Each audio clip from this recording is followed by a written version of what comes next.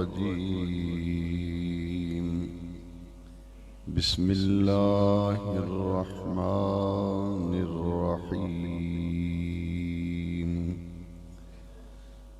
وسيجنبها الأتقى الذي يؤتي ماله يتزكى وما لأحد عنده من نعمة تجزى إلا ابتغاء وجه ربه الأعلى ولسوف يرضى وقال تبارك وتعالى في القرآن المجيد في مقام آخر ثاني اثنين إذ هما في الغار إذ يقول لصاحبه لا تحزن إن الله معنا صدق الله مولانا العظيم إن الله وملائكته يصلون على النبي يا أيها الذين آمنوا صلوا عليه وسلموا تسليما الصلاة والسلام عليك يا سيدي يا رسول الله وعلى آلك وأصحابك يا سيدي يا خاتم النبيين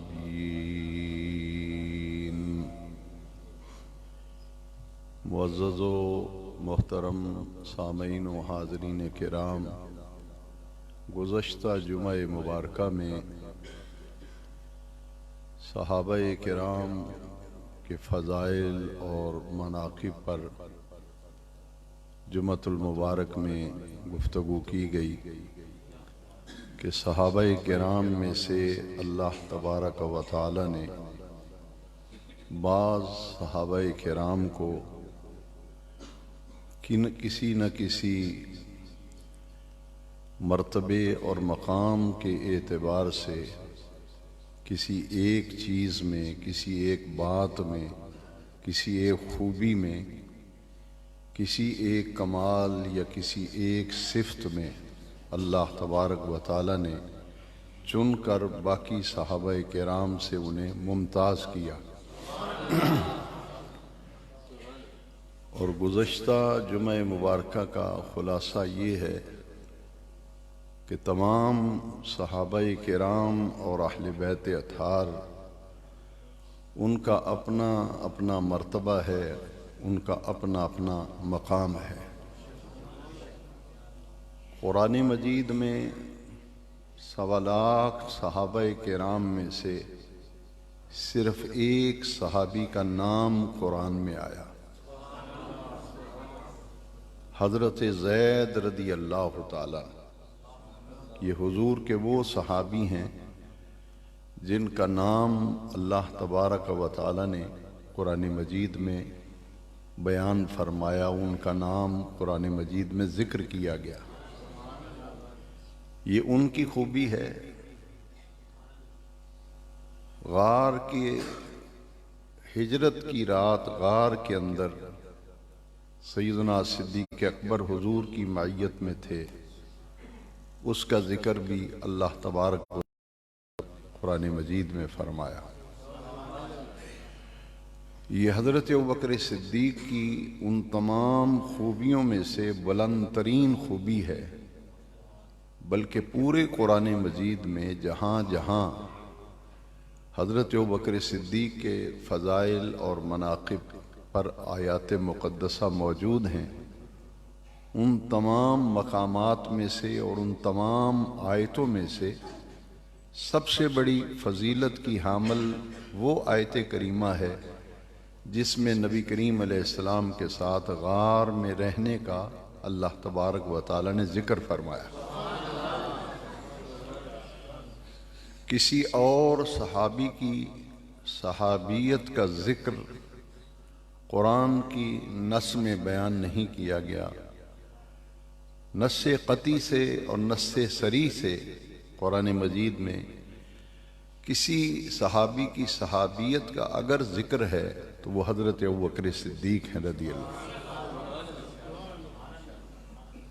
ان کی صدیقیت کا ذکر بھی قرآن مجید میں، صحابیت کا ذکر بھی قرآن مجید میں۔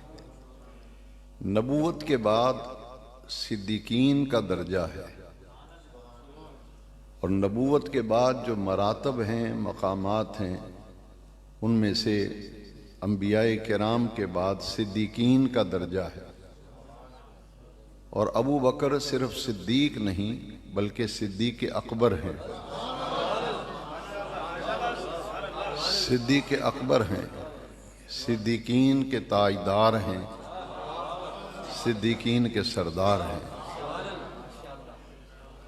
اور ان کے لیے صدیق کا لقب اللہ تبارک و تعالی کا عطا کیا ہوا لقب ہے، اور جو عتیق کا لقب ہے یہ حضور کا عطا کیا ہوا ہے۔ ان کی امتیازی خوبیوں میں سے اور خصوصیات میں سے ایک منفرد خوبی یہ ہے کہ 1.25 لاکھ صحابہ کرام میں سے کوئی صحابی بھی 4 پشتیں ان کی شرف صحابیت سے مشرف نہیں ہوئی۔ اکیلے ابو بکر صدیق ہیں رضی اللہ تعالیٰ عنہ جن کی 4 پشتوں کو حضور کے صحابی ہونے کا شرف حاصل ہے۔ اور ہجرت کے سفر میں نبی کریم علیہ السلام نے حضرت ابوبکر صدیق کو ساتھ لے جانے کا پہلے ہی سیدنا صدیق اکبر سے ذکر کیا تھا، اور یہ انتخاب اللہ تبارک و تعالی کا تھا۔ جبریل امین حاضر خدمت ہوئے تھے، اور حضور سرور کونین صلی اللہ علیہ وسلم کو جب اللہ تبارک و تعالی نے ہجرت کر جانے کا ارشاد فرمایا تو ساتھ جبریل امین نے یہ بھی اللہ کا پیغام پہنچایا کہ اس ہجرت کے سفر میں آپ کے ساتھ جو جائے گا اللہ تبارک و تعالی نے ابو بکر صدیق کا انتخاب کیا۔ یہ اللہ کا انتخاب تھا۔ اس سفر ہجرت میں حضور کے ساتھ ابو بکر صدیق تھے رضی اللہ تعالی۔ پچھلے جمعے قدرے میں عرض کر چکا ہوں کہ معیت حضور کی صحبت و قرب اور معیت یعنی نبی کریم علیہ السلام کے ساتھ ساتھ رہنے میں باقی تمام صحابہ کرام میں سے ابو بکر صدیق کو اللہ کریم نے باقی تمام صحابہ سے بلند مرتبہ اور مقام عطا فرمایا تھا۔ حضور کے بچپن کے دوست تھے، سب سے پہلے حضور پر ایمان لائے۔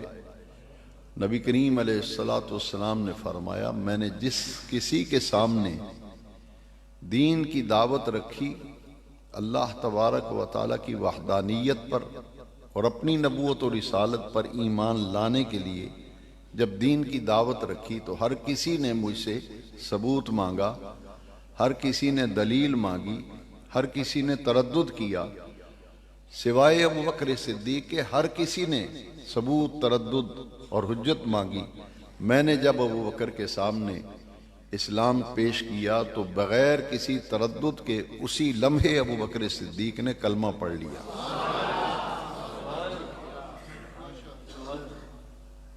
آپ کے فضائل اور مناقب اس قدر زیادہ ہیں کہ کسی ایک خطبے میں یا بیان میں ان کا احاطہ کرنا ممکن نہیں۔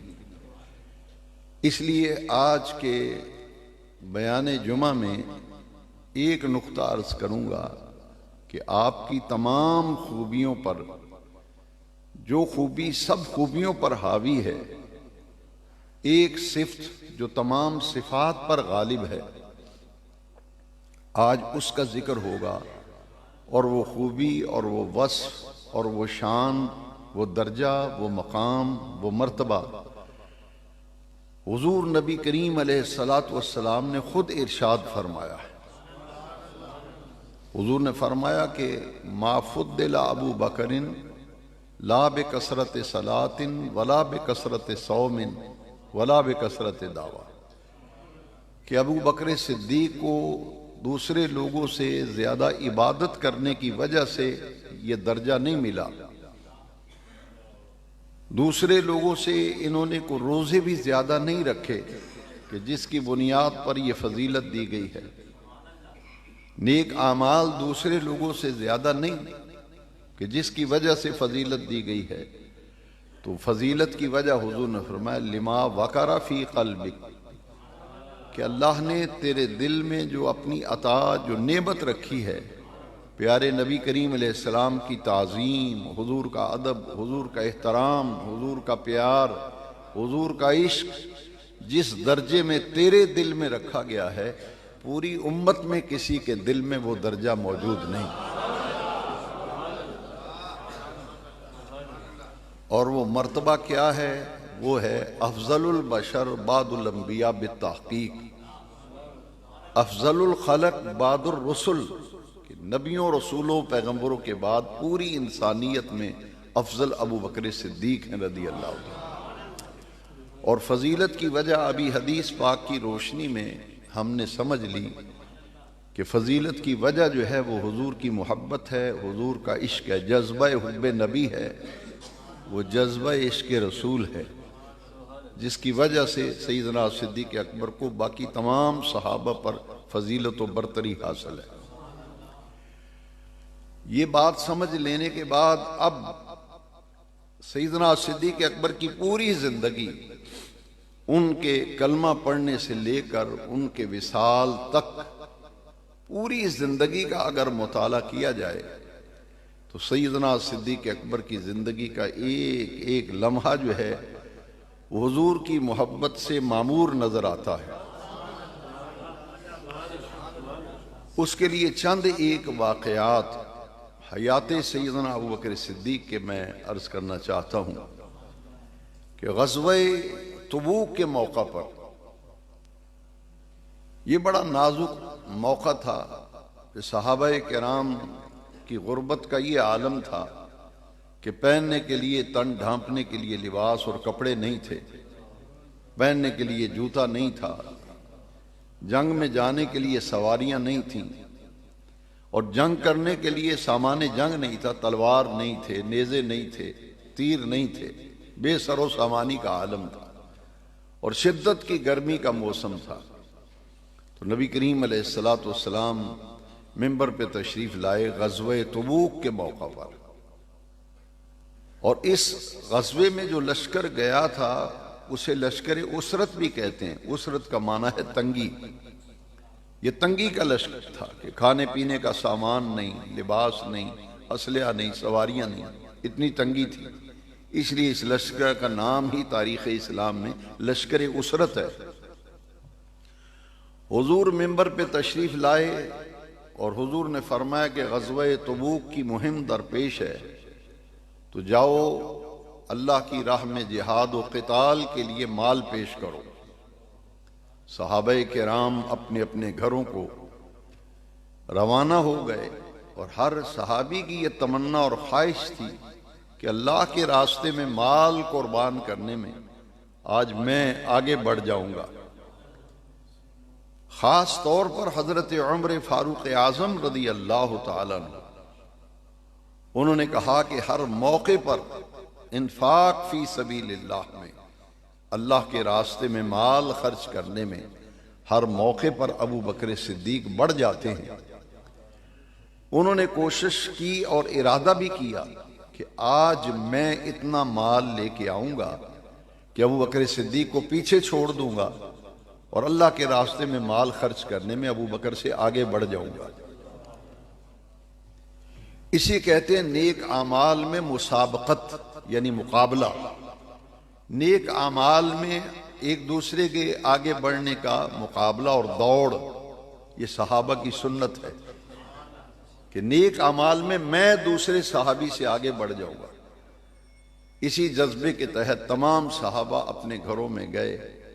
حضرت عمر فاروق اعظم جب مال لے کر کے آئے تو حضور کی خدمت میں جب مال رکھا تو ایک بہت بڑا ڈھیر تھا مال کا۔ حضور نے پوچھا، اے عمر ما خلفتا، تو نے بیوی بچوں کے لیے پیچھے کیا چھوڑا ہے اور یہاں کتنا مال لائے ہو؟ تو حضرت عمر نے کہا، جئت بنصف مالی، حضور میں آدھا مال لے کر آیا ہوں۔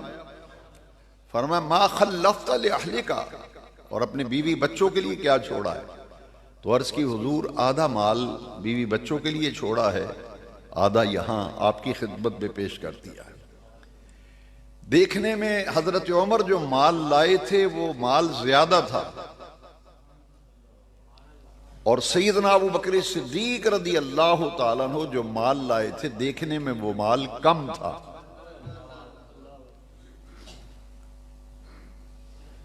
حضور نے جب سیدنا صدیق اکبر جب مال لے کر کے آئے تو حضور نے پوچھا کہ اے ابو بکر تو کتنا مال لے کے آیا ہے؟ حضرت ابو بکر صدیق رضی اللہ تعالیٰ عنہ آپ کیا جواب دیتے ہیں؟ عرض کرتے ہیں، حضور جو کچھ گھر میں تھا یہاں تک کہ کپڑے سینے والی سوئی بھی گھر میں نہیں چھوڑی، کل اثاثہ گھر کا، کل جائیداد جو بھی گھر میں موجود تھی، میں نے سارا سامان آپ کی خدمت میں حاضر کر دیا۔ تو نبی کریم علیہ السلام نے حضرت بکر صدیق سے پوچھا، ما ابقیت لأہلک، تو بیوی بچوں کے لیے کیا چھوڑا ہے، گھر والوں کے لیے کیا رکھا ہے؟ تو صدیق اکبر نے جواب میں فرمایا، ابقیت لہم اللہ ورسولہ، صدیق کے لیے ہے خدا کا رسول بس۔ حضور گھر میں اللہ اور اس کا رسول چھوڑ کے آئے، تو میں نے تو سارا سامان لے آیا۔ دیکھنے میں مال صدیق اکبر کا کم تھا اور حضرت عمر والا مال زیادہ تھا، تو یہ فضیلت پھر کیوں ملی کہ مال تو ان کا زیادہ ہے، ان کا مال تھوڑا ہے؟ یہ درجہ وہ جذبہ میں نے پہلے عرض کیا ہے، میرے آقا نے خود فرما دیا تھا، لما وقر فی قلبک، تیرے دل میں اللہ نے جو چیز رکھ دی ہے نا، بات مال کی نہ تھی، بات اس دل کی تھی جس میں صدیق اکبر کے دل میں حضور گھر کر گئے تھے۔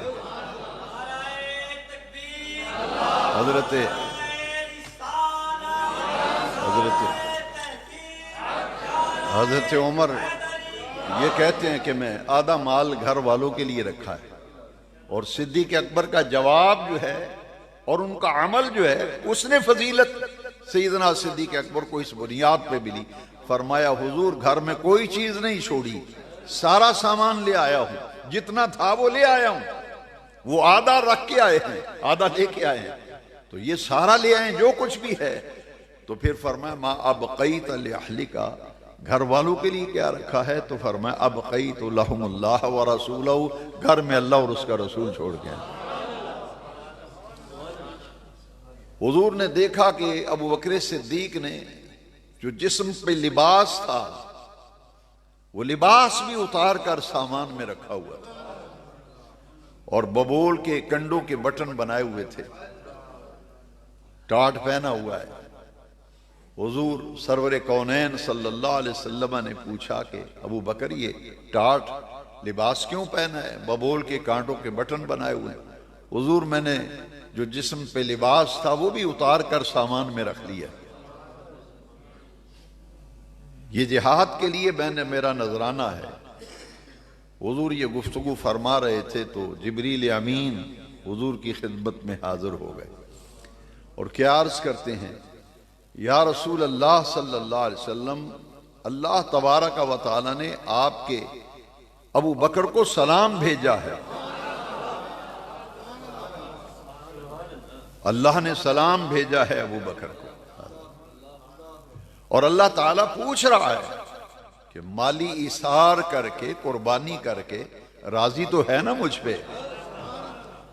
راضی تو ہو مال کی قربانی دے کر، کہیں ناراض تو نہیں ہو گئے فقر پہ، ایثار پہ۔ سیدنا ابو بکر صدیق رضی اللہ تعالیٰ قربان جائیں۔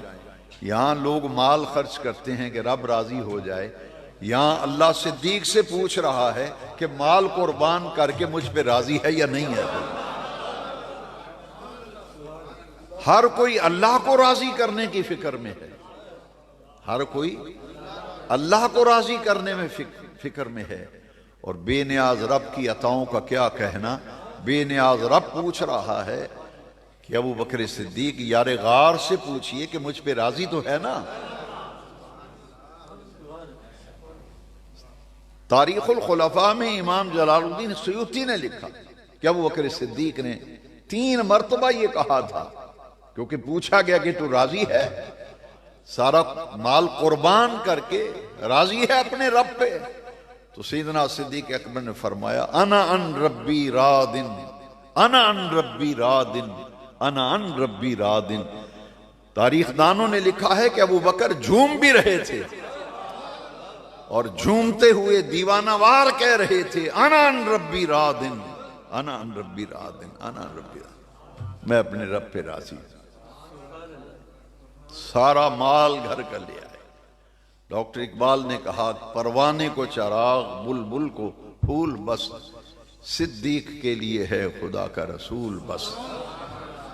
یہ وہ خوبی ہے، یہ وہ وصف ہے، یہ وہ شان ہے جو سیدنا صدیق اکبر کی ساری شانوں کو اپنے دامن میں سمیٹے ہوئے ہے۔ صدیق کے لیے ہے خدا کا رسول بس، سب کچھ لے آئے۔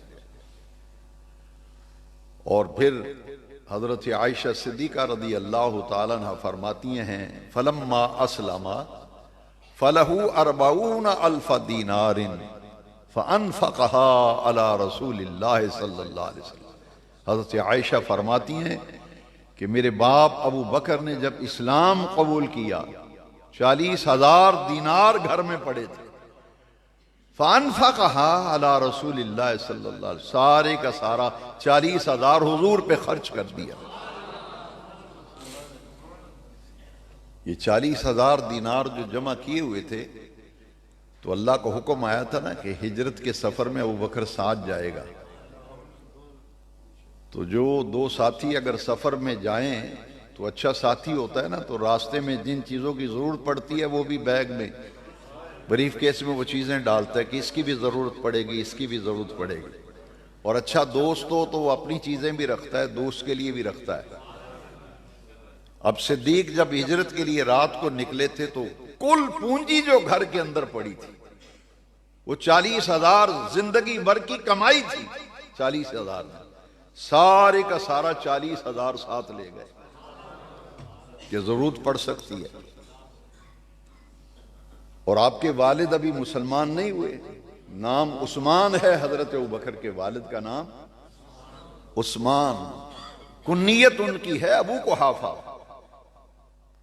صدیق جب ہجرت کے لیے نکلے ہیں تو بوڑھا باپ اور وہ بھی نابینا، آپ کے والد عثمان کنیت ابو قحافہ، وہ نابینے تھے، آنکھوں میں بینائی نہیں تھی، مسلمان نہیں ہوئے ابھی۔ 2 بیٹیاں ہیں حضرت صدیق اکبر کی، ایک حضرت عائشہ اور ایک حضرت اسماء، اور ایک بیٹے عبد الرحمن بن ابی بکر۔ باپ بھی گھر میں موجود ہے، بیوی بھی موجود ہے، 2 بیٹیاں بھی موجود ہیں، بیٹا بھی موجود ہے۔ صدیق اکبر جب نکل گئے گھر سے تو ابو قحافہ عثمان، ابو قحافہ کو جب پتہ چلا کہ میرا بیٹا ابو بکر اپنے نبی کے ساتھ ہجرت کر گیا ہے، تو اپنے پوتے عبد الرحمن کو بلایا اور اپنی پوتیوں حضرت اسماء اور حضرت عائشہ کو بلایا، اور بلا کے پوچھا کہ خرچہ پرچہ بھی گھر میں چھوڑ گئے یا نہیں گئے؟ وہ خود تو چلا گیا ہے، تمہیں بھی کوئی خرچہ پانی دے گیا نہیں دے گیا؟ اب دیکھیے حضرت اسماء بھی مسلمان ہو چکی تھی، حضرت عائشہ بھی۔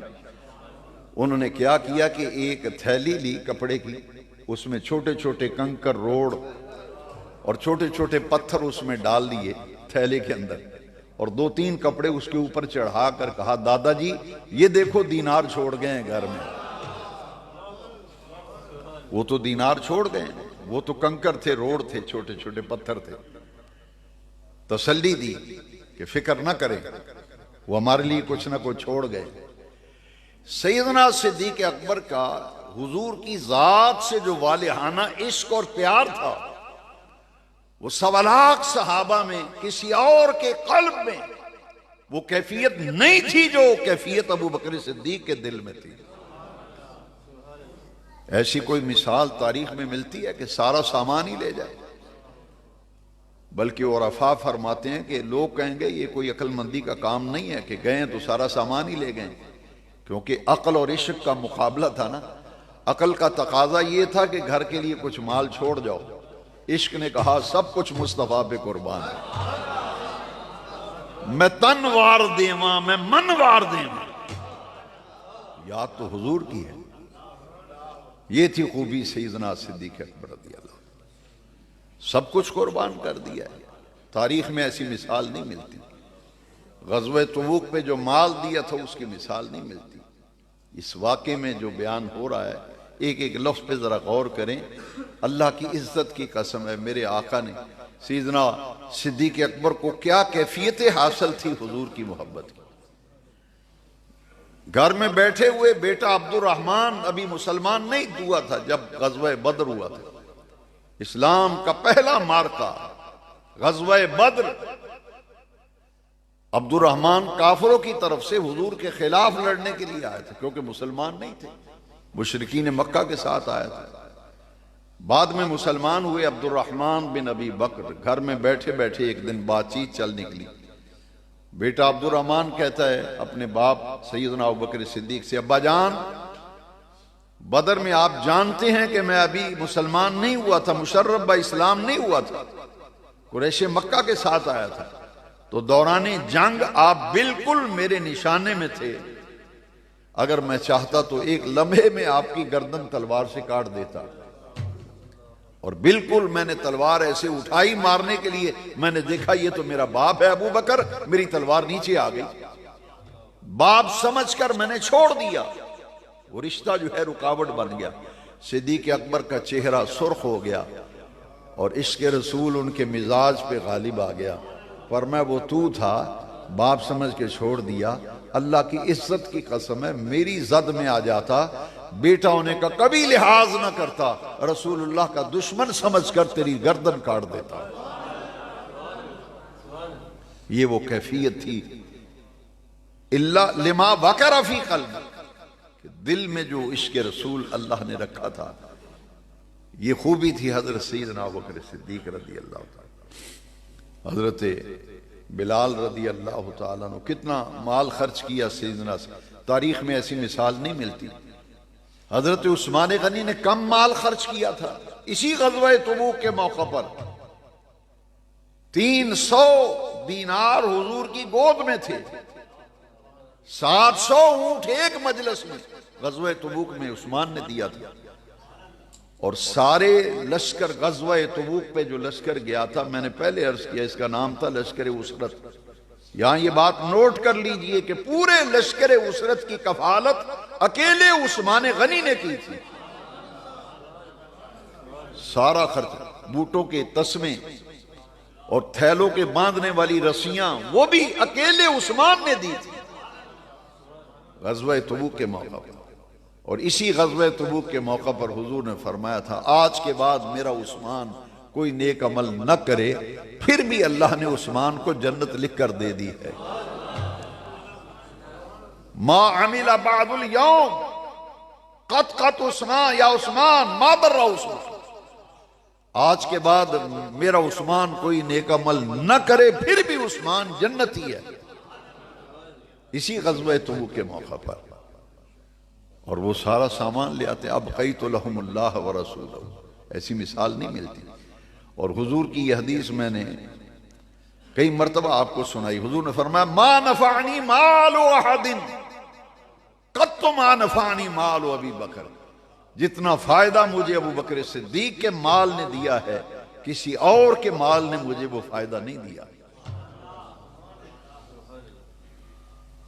اور پھر حضور نے فرمایا جس کسی نے مجھ پر کوئی احسان کیا میں نے ہر ایک کے احسان کا بدلہ دنیا میں دے دیا ہے سوائے ابو بکر کے۔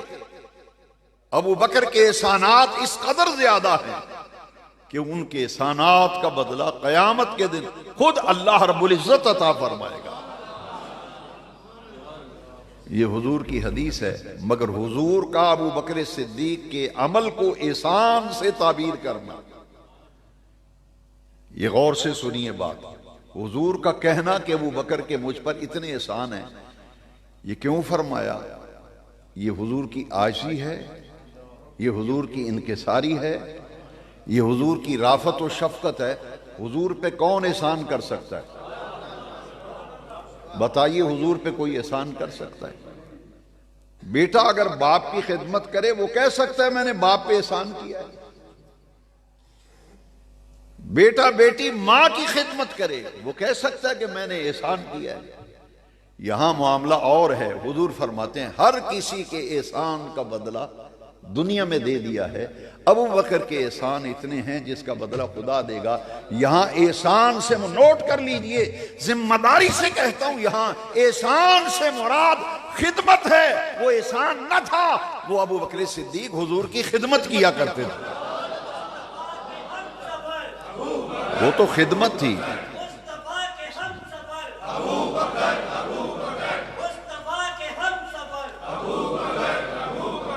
وہ تو خدمت تھی نا جسے حضور نے احسان فرمایا، عاجزی، انکساری، شفقت اور رافت کی وجہ سے یہ خدمت کر رہے ہیں، تو حضور فرماتے ہیں احسان کر رہے ہیں، وہ احسان نہیں۔ اس سے مراد کیا ہے؟ پھر ابو بکر نے میری جتنی خدمت کی وہ خدمت اتنی اعلیٰ درجے میں کی کہ اس خدمت کی جزا قیامت کے دن عرش والا رب دے گا۔ ہر کسی نے میری جو خدمت کی اس کی جزا میں نے دنیا میں دے دی۔ ابو بکر کی خدمتیں اس قدر بلند و بالا ہیں، ان کی جزا قیامت کے دن عرش والا رب دے گا۔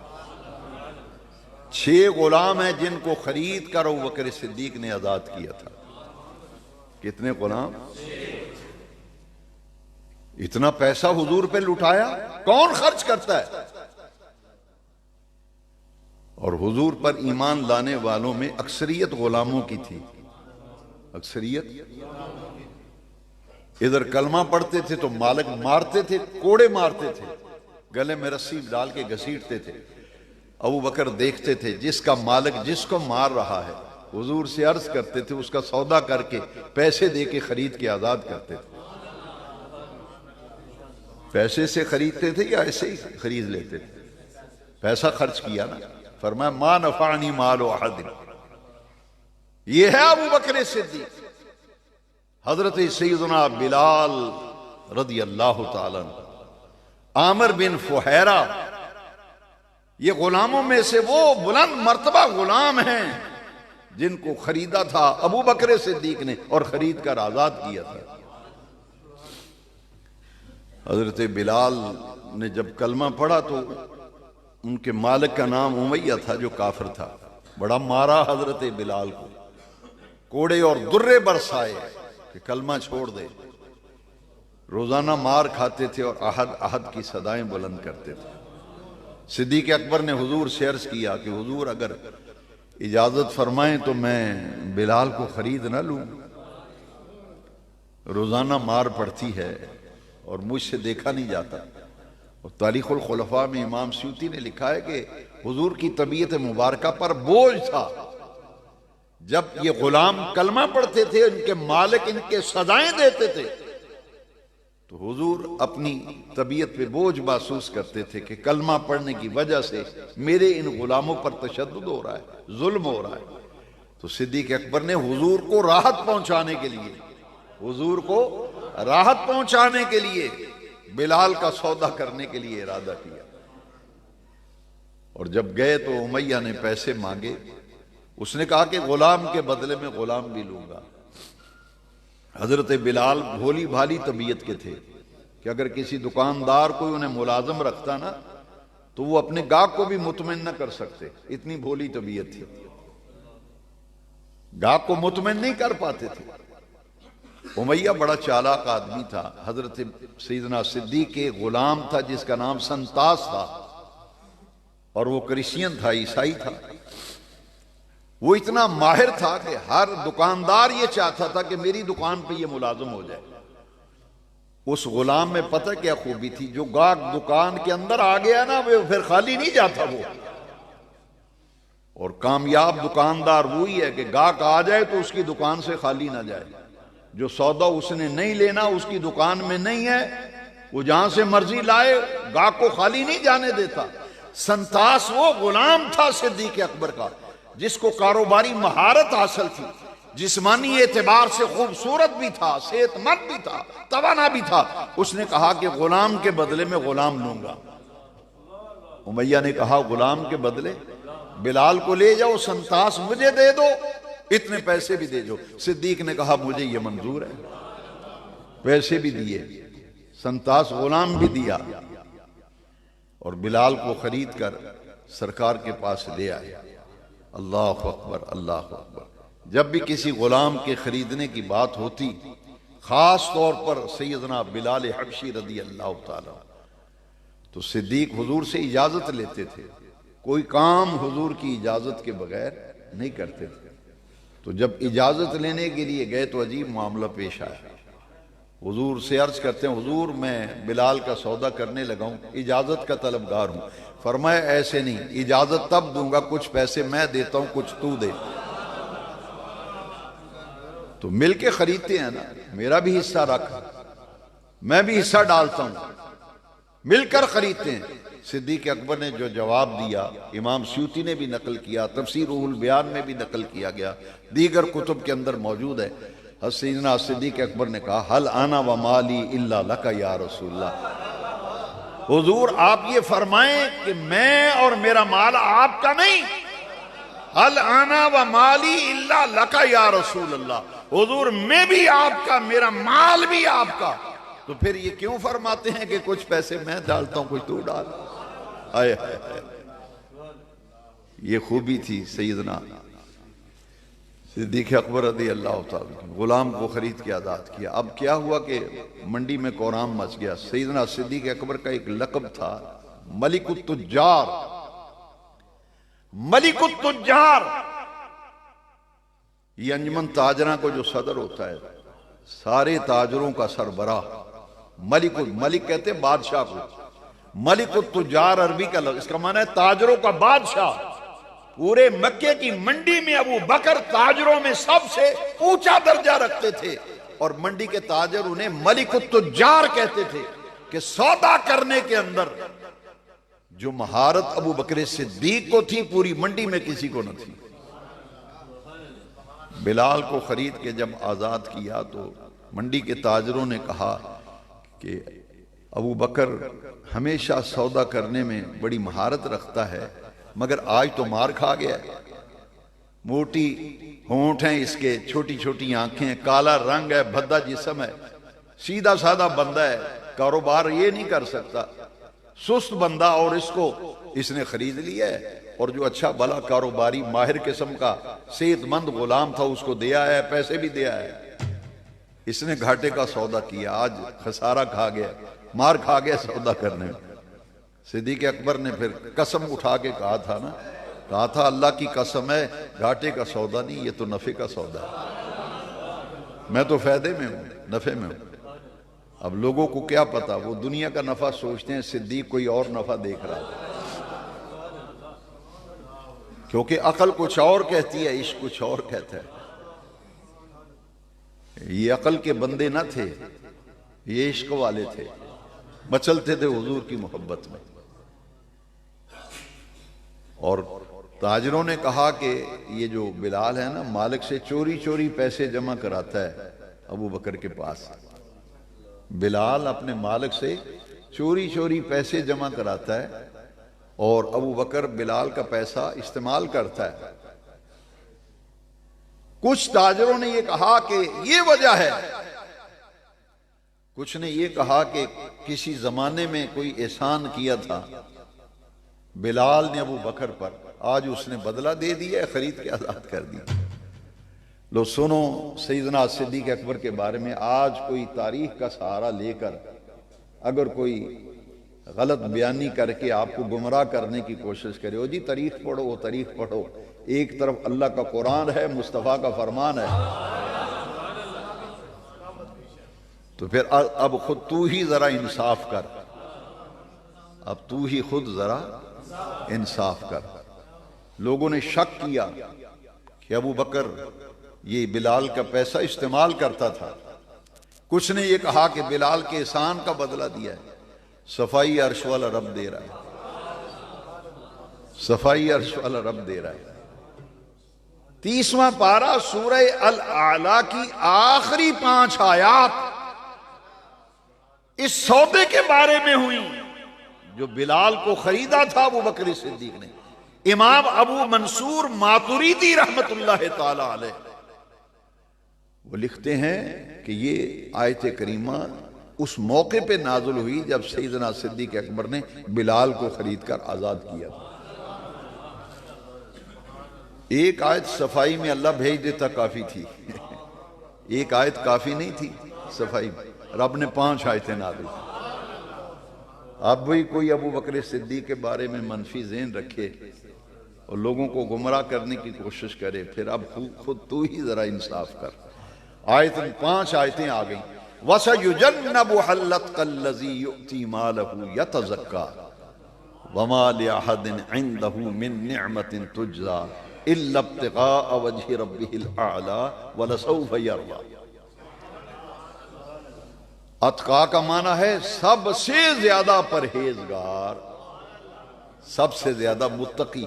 پہلی آیت میں فرمایا یہ جس نے سودا کیا ہے نا ابو بکر، یہ اتقا ہے. پوری امت میں سب سے بڑا متقی اور پرہیزگار ابو بکر ہے. اللہ کریم نے فرمایا تم کہتے ہو احسانوں کے بدلے دیتا پھرتا ہے ابو بکر. اللہ کریم نے فرمایا وَمَا لِأَحَدٍ عِندَهُ مِن نِّعْمَةٍ تُجْزَى. کسی کا کوئی احسان نہیں میرے ابو بکر پر. کون کہہ رہا ہے؟ عرش والا رب. وَمَا لِأَحَدٍ عِندَهُ مِن نِّعْمَةٍ تُجْزَى. اس پر کسی کا کوئی احسان نہیں. تو یا اللہ پھر اتنی بھاری رقم اور غلام بھی بڑا تگڑا دے دیا. اللہ کریم نے فرمایا 2 وجہ ہیں، مال خرچ کرنے کی اور غلام کے بدلے میں غلام دینے کی. اور غلام بھی وہ جس کی شہرت پورے مکے کے اندر، تجارت کے معاملے میں اس کی مہارت کا شہرہ پوری منڈی کے اندر، وہ غلام دے دیا. پیسے بھی بہت زیادہ دیا. اب وجہ بے نیاز رب بیان فرماتا ہے. اللہ کیا مقام ہے ابو بکر صدیق کا، کیسے وہ لوگ تھے. اللہ کریم نے فرمایا 2 وجہ ہیں. ایک وجہ کیا ہے؟ اللہ کریم نے فرمایا وَسَيُجَنَّبُهَا الْأَتْقَى الَّذِي يُؤْتِي مَالَهُ يَتَزَكَّى. يُؤْتِي مَالَهُ يَتَزَكَّى. یہ اپنا مال اس لیے خرچ کرتا ہے کہ میرا مال پاک ہو جائے. يُؤْتِي مَالَهُ يَتَزَكَّى. پہلی وجہ یہ ہے کہ میرا مال پاک ہو. اور دوسری وجہ کیا ہے؟ إِلَّا ابْتِغَاءَ وَجْهِ رَبِّهِ الْأَعْلَى. میرا رب مجھ پہ راضی ہو جائے. 2 ہی وجہ ہے، تبھی تو مال خرچ کیا. اللہ کریم نے پھر 5ویں آیت میں فرمایا وَلَسَوْفَ يَرْضَى. ان قریب لوگ دیکھ لیں گے کہ میں اپنے ابو بکر پر کیسے راضی ہوں. آنکھیں کھلی رہ جائیں گی. آج جو کہتے ہیں تاریخ پڑھو جی تاریخ پڑھو، میں کہتا ہوں قرآن پڑھو جی قرآن پڑھو، حدیث پڑھو جی حدیث پڑھو. اس دن ان کی آنکھیں کھلی رہ جائیں گی جب حوض کوثر پہ حضور کے دائیں طرف ابو بکر صدیق بیٹھا ہے. ایمان سے بتاؤ، میدان محشر میں حضور کی دائیں طرف آغوش میں ابو بکر صدیق ہوگا، آنکھیں کھلی نہیں رہ جائیں گی. وَلَسَوْفَ يَرْضَى. میں نہیں کہتا، یہ تو حضور نے فرمایا. صحابہ کا مجمع ہے. حضور نے فرمایا انت صاحبی فی الغار وصاحبی علی الحوض. ابو بکر تو غار میں بھی میرا ساتھی ہے، حوض کوثر پہ بھی میرا ساتھی ہوگا. انت صاحبی فی الغار. وہ کہتا ہے تاریخ پڑھو تاریخ پڑھو، میں کہتا ہوں قرآن پڑھو قرآن پڑھو، حدیث پڑھو حدیث پڑھو۔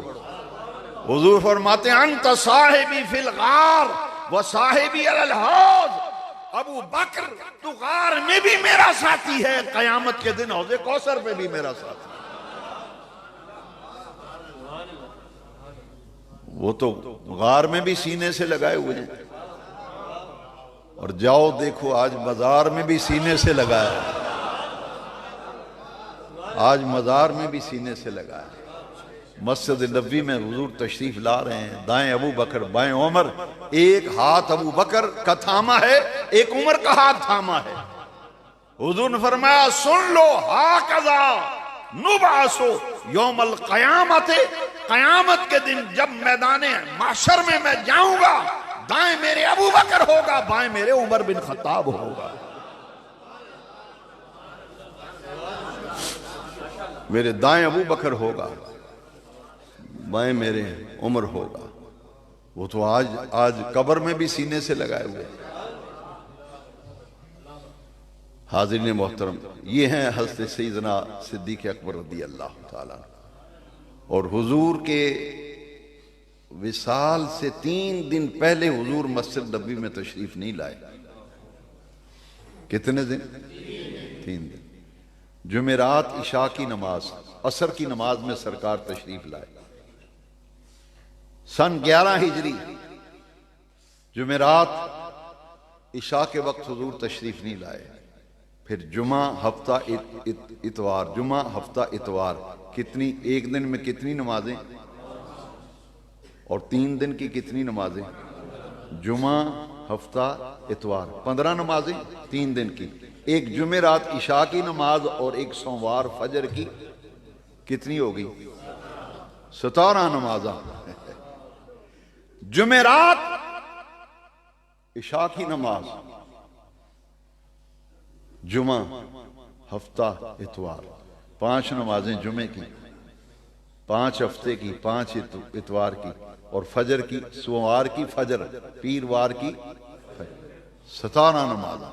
عشاء کا وقت ہوا تو عصر کی نماز میں تو سرکار آئے تھے نا، تشریف لائے تھے۔ عشاء کا وقت ہوا، حضور اٹھے نماز کے لیے تو حضور پھر بستر پہ لیٹ گئے، طبیعت میں نکاہت تھی، حضور پھر اٹھے پھر لیٹ گئے۔ فرمایا عشاء کی نماز ہو گئی؟ حضرت عائشہ نے کہا حضور صحابہ انتظار کر رہے ہیں، آپ کا انتظار ہو رہا ہے، عشاء کی نماز ابھی نہیں ہوئی۔ حضور اٹھے مگر کمزوری اتنی تھی، حضور پھر لیٹ گئے۔ تیسری مرتبہ پھر سرکار اٹھے، جانے کا ارادہ کیا، نکاہت بہت زیادہ تھی۔ فرمایا عائشہ عشاء ہو گئی؟ حضور نہیں، انتظار ہو رہا ہے، انتظار ہو رہا ہے۔ صحابہ نے دیکھا کہ حضور تشریف نہیں لا رہے، صحابہ نے تو کبھی سوچا نہیں تھا کہ حضور تشریف نہیں لائیں گے۔ صحابہ دیکھنے لگے عشاء کی نماز میں، جمعرات کا دن ہے، تاخیر ہو رہی ہے، تاخیر ہو رہی ہے، تاخیر، حضور نہیں تشریف لا رہے، تو صحابہ رونے لگے۔ مسجد نبوی میں آہیں اور سسکیاں اور سوز و گداز۔ میرے آقا جب 4تھی دفعہ اٹھنے لگے پھر حضور لیٹ گئے، کمزوری غالب تھی، اٹھا نہیں گیا۔ تو فرمایا عائشہ عشاء ہو گئی؟ حضور نہیں، انتظار ہو رہا ہے آپ کا۔ فرمایا یہ رونے کی آوازیں کیوں آ رہی ہیں؟ مسجد سے آہیں سسکیاں، نگاہیں حضور کے دروازے پہ، جس دروازے سے 5 وقت حضور نماز پڑھانے آتے تھے۔ صحابہ ادھر دیکھ رہے ہیں، آنکھوں میں آنسو ہیں، ہچکیاں بندھی ہوئی ہیں۔ فرمایا عائشہ یہ آہیں، یہ سسکیاں، یہ رونے کی آوازیں؟ حضور آپ کی علالت کے باعث، آپ کی نکاحت کا صحابہ کو علم ہے، ان پر آپ کی جدائی کے خیالات آنے لگے ہیں، اس لیے صحابہ بے چین ہو گئے۔ اب غور سے سننا، صحیح بخاری پڑھ رہا ہوں۔ میرے آقا نے فرمایا عائشہ مرو ابا بکر فلیصلی بالناس، جاؤ ابو بکر کو کہو میرے مصلی پہ کھڑا ہو کر میرے غلاموں کو نماز پڑھائے۔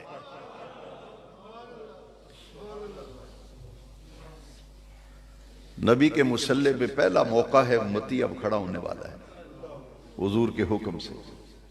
نماز ابو بکر پڑھا۔ حضرت عائشہ نے کہا میرا باپ رقیق القلب ہے حضور، نرم طبیعت کے ہیں، وہ نماز نہیں پڑھا سکیں گے، آپ کی جدائی کا غم اور آپ کی علالت نکاہت ان کے ذہن میں ہے، وہ نماز کسی اور کی ڈیوٹی نہیں لگ سکتی۔ حضور نے فرمایا عائشہ نہیں، آج کوئی نماز پڑھائے گا تو ابو بکر پڑھائے گا، ابو بکر کے ہوتے ہوئے میرے مصلی پہ دوسرا کھڑا نہیں ہو سکتا۔ حضرت عائشہ نے پھر کہا حضور غور فرمائیں، کسی اور کی ڈیوٹی لگا دیں۔ فرمایا عائشہ میں کیا کروں، کسی اور کے امام بننے پر نہ رب راضی ہے نہ ایمان والے راضی۔ آج نماز پڑھائے گا تو میرا ابو بکر پڑھائے گا۔ عشاء کی نماز ابو بکر صدیق، جمعے کی 5 نمازیں کس نے پڑھائیں، ہفتے کی 5 نمازیں کس نے پڑھائیں، اتوار کی 5 نمازیں کس نے پڑھائیں، اور جس دن میرے آقا کا وصال ہوا اس دن فجر کی نماز بھی ابو بکر نے پڑھائی۔ ہفتے والے دن یوم السبت، ہفتے کے دن زور کی نماز کا وقت تھا، صدیق نماز پڑھا رہے تھے۔ حضور حضرت علی اور حضرت عباس رضی اللہ تعالیٰ عنہ، ایک طرف حضرت مولا علی ہیں، ایک طرف حضور کے چچا حضرت عباس۔ حضور نے ایک ہاتھ ان پہ رکھا، ایک ان کو۔ حضور مسجد میں دروازہ پہلی صف میں کھلتا تھا، گھر مبارک، حضور تشریف لے آئے اور جہاں صدیق نماز پڑھا رہے تھے حضرت ابوبکر صدیق کے برابر حضور آ کر زمین پر تشریف فرما ہو گئے۔ حضور نے اشارہ فرمایا ابو بکر نماز پڑھاتا چل۔ صدیق اکبر نے کہا حضور، ہاتھ اٹھائے، اللہ اکبر اللہ اکبر، اللہ کا شکر ادا کیا کہ تیرے محبوب نے مجھے اس قابل جانا۔ اب صدیق اکبر نماز نہ پڑھا سکے، پھر حضور نے صدیق اکبر کے برابر بیٹھ کر پھر حضور نے ظہر کی نماز پڑھائی۔ شروع سے صدیق اکبر کر چکے تھے، اور سوموار کو فجر کی نماز میں، اتوار کو پھر سرکار مسجد میں تشریف نہیں لائے۔ فجر کے وقت حضور نے فرمایا میں دیکھنا چاہتا ہوں میرے غلام ابو بکر کی امامت میں کس طرح نماز پڑھ رہے ہیں۔ ٹائم تو ختم ہو گیا، اگر یہ بات مکمل کر لیں اگر اپنے تو حضرت صدیق اکبر فجر کی نماز پڑھا رہے ہیں۔ انس بن مالک حدیث کے راوی ہیں، صحیح بخاری سے پڑھ رہا ہوں حدیث۔ حضور تشریف لائے، دیکھا ابو بکر نماز پڑھا رہے ہیں۔ نبی کریم علیہ السلام نے پردہ جب اٹھایا نا گھر کے دروازے کا، وہ پردہ اٹھنے کی آواز آئی تو صحابہ کرام کے دل مچل گئے، اور تمام صحابہ، اللہ کی عزت کی قسم ہے، بخاری کے اندر لکھا ہے، تمام صحابہ کعبے کی سمت کو چھوڑ کر حضور کے چہرے کی زیارت کرنے لگے۔ جیسے آپ ہاتھ باندھ کے نماز پڑھ رہے ہیں تو آپ بائیں طرف دیکھیں تو یوں صحابہ بائیں طرف مڑ گئے، کعبہ تو ادھر تھا نا، یہ سامنے، چہرہ قبلے کی طرف، صحابہ نے اس طرح چہرہ پھیرا، سارے کا سارا چہرہ پھیر کر حضور کی زیارت کرنے لگے۔ جب حضور نے دیکھا کہ سارا ماحول بدل گیا نماز کا، مسائل چل بسے اور پورے ماحول پر حضرت عشق کا قبضہ ہو گیا، حضور نے حدیث شریف میں ہے فتبسم رسول اللہ صلی اللہ علیہ وسلم، میرے اس دن میرے آقا کا وصال ہوا تھا، فجر کی نماز کا وقت تھا، ابو بکر کو نماز پڑھاتے ہوئے حضور دیکھنے آئے تھے، دیکھ کر میرے آقا مسکرا اٹھے، چہرے پہ مسکراہٹیں بکھر گئیں۔ فرمایا میں تمہارے عشق کا امتحان کرنا چاہتا تھا، تم کامیاب ہو گئے، اتموا صلاتکم، اپنی نمازوں کو مکمل کر لو، اپنی نمازوں کو مکمل کرو۔ ایمان سے بتاؤ، چہرہ کعبے سے پھیرا، صحابہ کی نماز ٹوٹی؟ یہاں لوگ کہتے ہیں خیال سے نماز ٹوٹتی ہے، یہاں تو پورا چہرہ پھر گیا، حضور کا چہرہ دیکھ رہے ہیں۔ یہ آخری دن تھا صدیق اکبر، فجر کی نماز میں حضور نے انہیں دیکھا اور حضور کا وصال ہوا۔ اسی دن حاضرین محترم 17 نمازیں حضور نے فرمائیں۔ فرمایا جس قوم میں ابو بکر موجود ہو، جامع ترمذی کے اندر حدیث ہے، جس قوم میں ابو بکر موجود ہو، کوئی اور ابو بکر کے ہوتے ہوئے مصلی پہ کھڑا نہیں ہو سکتا۔ یہ لطیف اشارے تھے، میرے بعد میرا جانشین اور میرا خلیفہ اگر ہوگا تو ابو بکر ہوگا۔ وآخر دعوانا